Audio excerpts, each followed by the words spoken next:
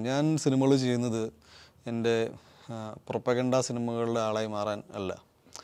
Because എന്നെ അല്ലെങ്കിൽ എൻ്റെ സിനിമയെക്കുറിച്ച് വന്ന സോ കോൾഡ് ചെറിയ രീതിയിലുള്ള വിമർശനങ്ങൾ, അതായത് ഈ സോഷ്യൽ മീഡിയയിലുണ്ടായ അങ്ങോട്ടും ഇങ്ങോട്ട് വർത്തമാനങ്ങളൊക്കെ ഈ സിനിമ റിലീസിന് ശേഷം സിനിമ കണ്ടവർക്ക് അങ്ങനെ തോന്നിയിട്ടില്ല.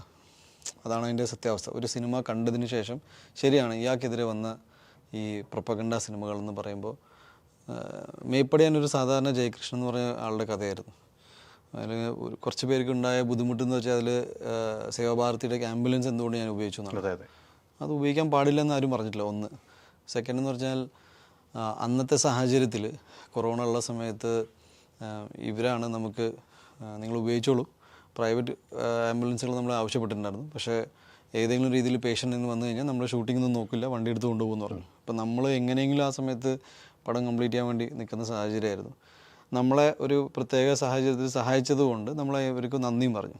ഇതൊരു ജെൻറ്റിൽമാൻ ആക്ടാണ്. അപ്പോൾ അതിൻ്റെ മുകളിൽ ഒരു ഇഷ്യൂ നമുക്ക് തോന്നിയിട്ടില്ല. ബിക്കോസ് SDPI പോലത്തെ ആംബുലൻസുകളും വന്നിട്ടുണ്ട്. അപ്പോൾ ഞാൻ അപ്പോഴാണ് മനസ്സിലാക്കിയത് എല്ലാവർക്കും ഒരേ സ്ഥലത്ത് ജീവിക്കാൻ ഒരു അധികാരമുള്ള സ്ഥലമാണ്. അതുകൊണ്ട് എനിക്ക് അതിനെ ചുറ്റിപ്പറ്റി വരുന്ന വാർത്തകൾ ഞാൻ ഭയങ്കര സീരിയസ് ആയിട്ട് എടുത്തില്ല. അതങ്ങനെ തന്നെ വിട്ടതാണ്.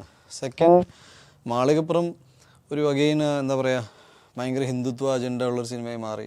അതിൻ്റെ കഥ സിമ്പിളാണ്. ഒരു കല്ലു എന്ന് പറഞ്ഞ കുട്ടിക്ക് അയ്യപ്പനെ കാണണം. ഇത് പണ്ട് നന്ദനത്തിൽ വന്നിട്ടുണ്ട്. ബാലാമണിക്ക് ഗുരുവായൂരപ്പനെ കാണണം. അന്ന് ഉണ്ടാവാത്തൊരു പ്രശ്നം ഇന്ന് എന്തുകൊണ്ട് ഉണ്ടായെന്ന് എനിക്ക് മനസ്സിലാവുന്നില്ല. അന്ന് മേ ബി സോഷ്യൽ മീഡിയ അത്ര ആക്റ്റീവ് അല്ലാത്തതുകൊണ്ട് അവർ രക്ഷപ്പെട്ടു. ഇന്ന് സോഷ്യൽ മീഡിയ ഭയങ്കര ആക്റ്റീവ് ആയതുകൊണ്ട് ഉണ്ണിമുതൻ കുറച്ച് കേൾക്കേണ്ടി വന്നു.